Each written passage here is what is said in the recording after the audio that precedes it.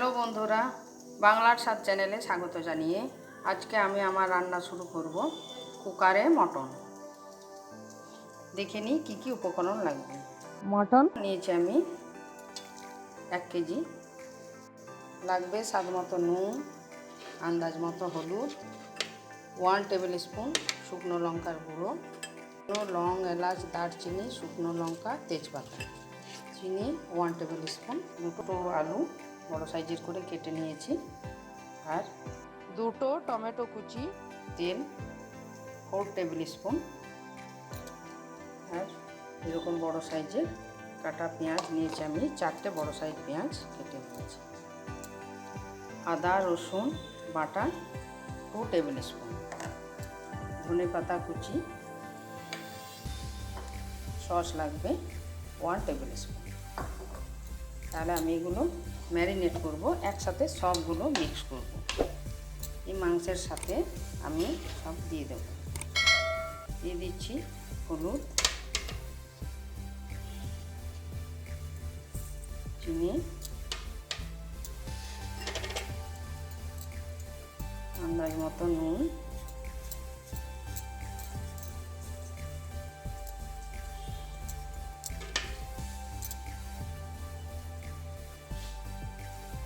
পেঁয়াজ,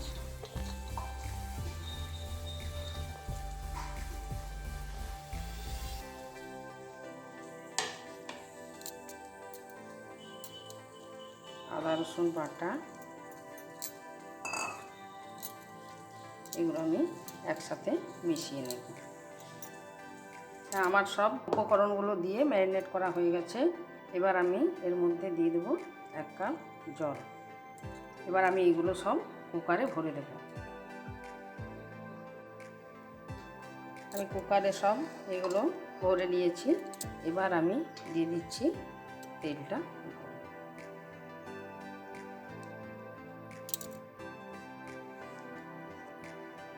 তার উপরে আমি দিয়ে দিচ্ছি লঙ্কার গুঁড়ো।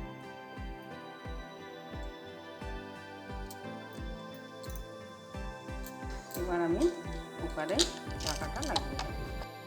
আমি গ্যাস অন করে দিয়েছি, হাই ফ্লেমে একটা সিটি দেব। তারপর 5 মিনিট সিম আঁচে থাকবে। তারপর আমি খুলে দেখব কতটা হয়েছে। 5 মিনিট পর আমি খুলে দেখব মাংস সেদ্ধ হয়েছে কিনা।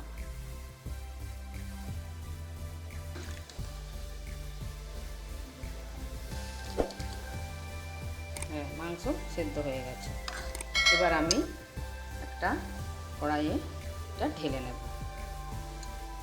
আমি কুকার থেকে ঢেলে নিয়েছি একটা কড়াইয়ে। এবার আমি ছড়িয়ে দেব ধনে পাতা।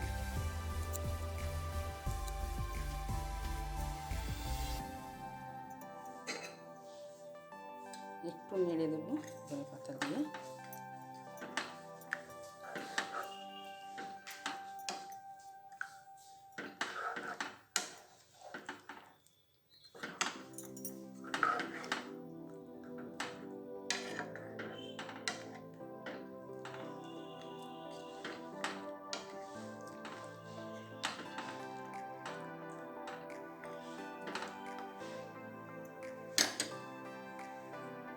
হয়ে গেছে কুকারে মটন।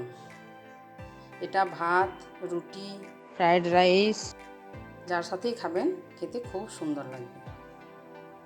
আমার এই রান্নাটি যদি আপনাদের ভালো লেগে থাকে তাহলে অবশ্যই এই ভিডিওটি লাইক, শেয়ার ও কমেন্ট করবেন এবং আমার এই চ্যানেলটিকে অবশ্যই সাবস্ক্রাইব করবেন। আর নিচে আমার সোশ্যাল মিডিয়ার লিংক দেওয়া আছে, সেগুলোতে ফলো করবেন।